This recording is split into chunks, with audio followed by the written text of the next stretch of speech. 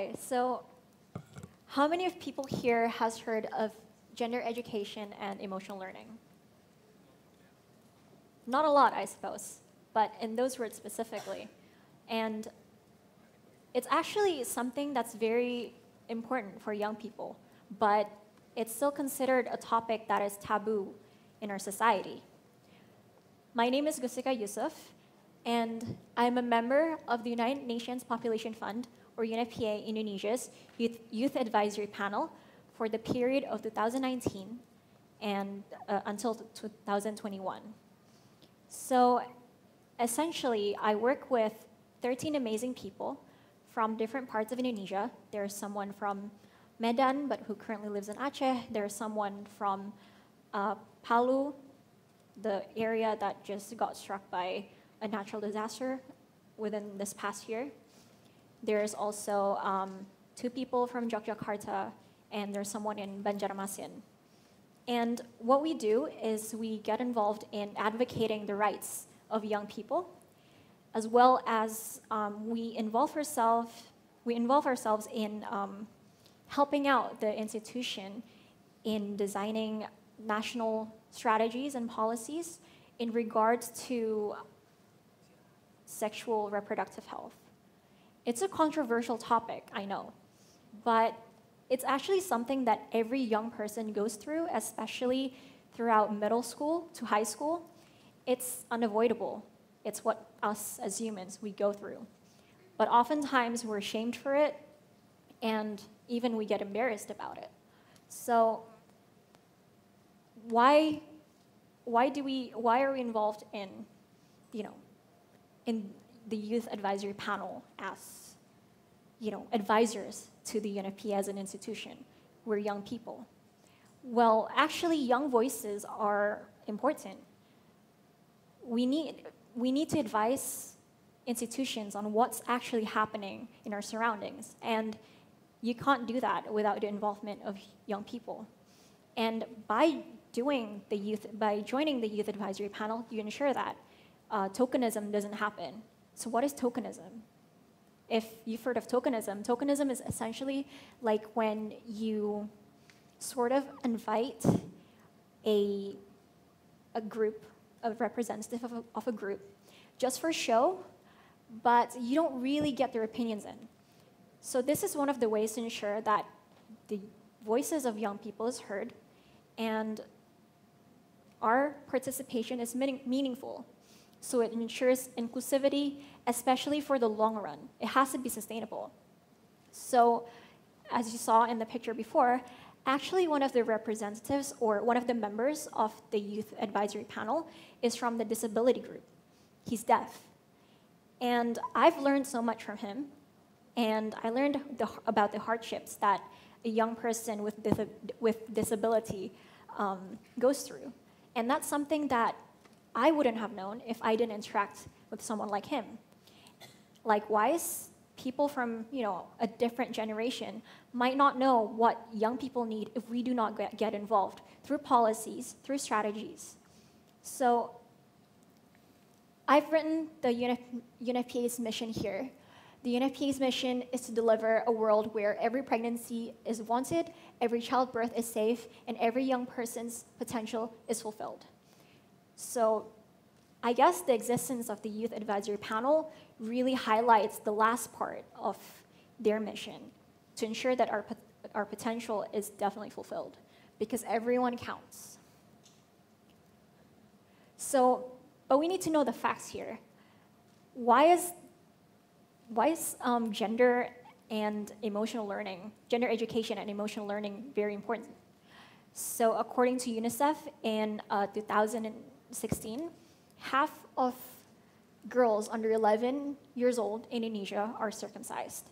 And according to the census data that we acquired, 70% of girls married in 2016 were under 18. Most commonly, they were between 16 to 17 years old, and Indonesia is actually, we rank seventh in the world for the most child marriage, and second in Southeast Asia. So that's quite shameful. But we need to rethink about like what's happening in our society.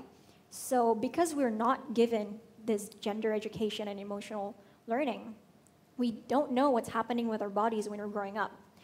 In fact, 25% of girls don't know, like they have, 25% of Indonesian girls have never talked about menstruation with their parents or their peers until they actually get it. So when they get that, when something's happening with their body, they're shocked about it. And we often have to go through these things alone. And that's why a lot of child marriages happen. As we know in our society, when some pregnancies are unwanted, you are married off. And that's why there's a high number for 16 and 17-year-olds that get married off as well. And that also relates to socioeconomic aspects of it, but that's another story. So this is the strategy for the youth. This is the youth strategy of UNFPA. My body, my life, my world.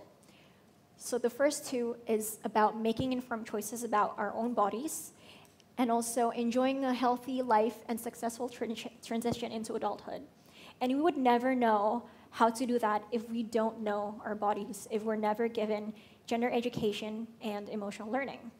The last part might seem a little bit weird for people who has never thought of it this way, but leading and participating in sustainable development, humanitarian action, and peace, my world. How does that relate? Did you guys know that during a natural disaster, bencana alam, the number of child marriages, rape, and human trafficking increases significantly? So imagine this sort of situation. You're someone from a lower economic bracket, and your house gets destroyed during an earthquake or any natural disaster for that matter. Everything you have gone, and you think that your child might experience a better life if they're being sold off to someone else. And that's when human trafficking happens. And people are often conned into that. And that happens in Indonesia, especially during natural disasters in Palu, Donggala, all of the cases. I was actually as shocked when I heard about it. Also in humanitarian camps, tenda pengungsian, rape also happens a lot because sometimes these camps are far away from the source of water or any sanitation, so they'd have to stay in a secluded place, and the toilet or the bathroom is far, far away. And it's dark at night, and on the way there, they get raped. And that happens a lot. So that is what's happening in Indonesia. So the goal is to collaborate, invest in, and become champions for youth. So we have to know what's happening, and we have to get youth or the young people involved during that time. So I'm going to bust some myths over here. The first one is that there's a common belief that sex education is only about sex and biology, when that is far from the truth. So this is what comprehensive sexuality education actually is. It's about building respect, responsibility, and relationship skills. Within that, it's that gender education and social and emotional learning that I mentioned before. So it's not only about biology. I will sort of explain what gender education is more later on, and as well as social and emotional learning and how it ties in to comprehensive sexuality education. So in Indonesian, it would be kesehatan reproduksi komprehensif. The key word is comprehensive. So all of this time when we're in school, we're just taught about, oh, this is what happens, but not everyone has a privilege to go to school.